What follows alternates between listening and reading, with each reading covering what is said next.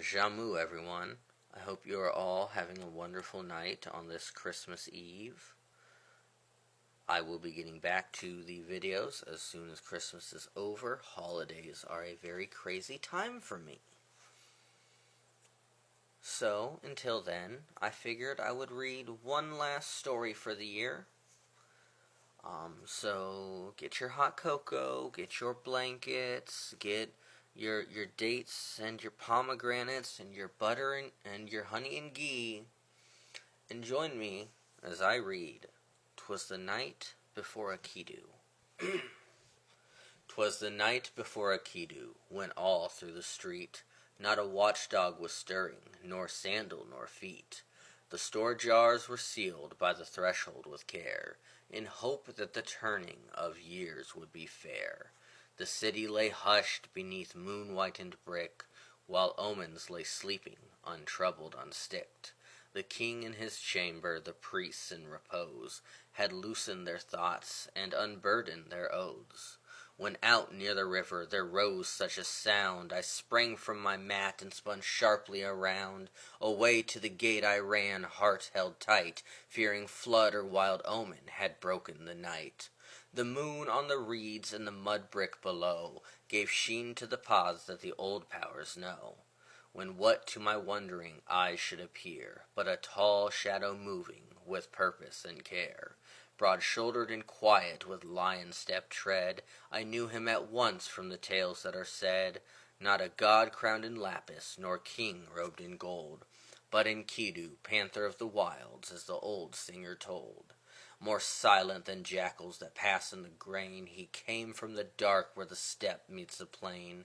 His hair bore the dust of both pasture and road, his arms held the marks of the yoke and the load. He carried no sack sewn of silver or thread, but bundles of things that the living had shed.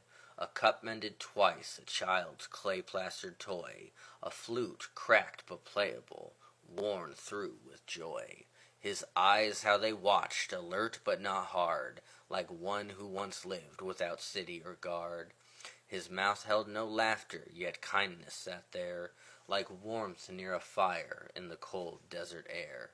He spoke not a word as he stepped through the gate, but moved with the calm of one intimate with fate. He sat down his gifts where the poor folk would find, by doorways unmarked and by thresholds half blind. He left bread where hunger had hollowed the bone, he left oil where lamps had flickered alone.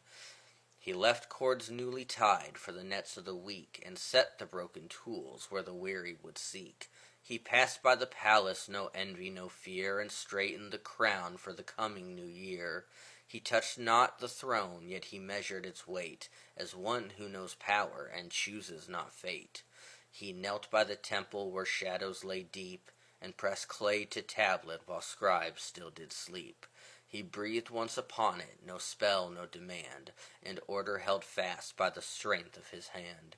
Then up from the street where the tamarisk grew, he turned towards the wild where the old pathways drew. But I heard him speak low as the year took its place. Let the city remember it once had a face. He stepped past the gate where the fields meet the sky, where beasts still move freely and names still pass by. And I knew when the morning drums started anew that the year had been set and the bindings held true.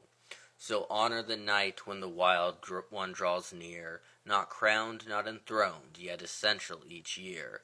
For Akitu is kept not by riches or might, but by those who walk worlds and set balances right. I hope you all enjoyed the story. I have much to do tonight for many people. I will, like I said, be back on my videos in a day or so. But until then, may your ancestors bring you the sweetest of portents. May you have the most wonderful of dreams, and whatever holiday it is that you celebrate this time of year, may it be for you the best that it can be. Shamu, everybody.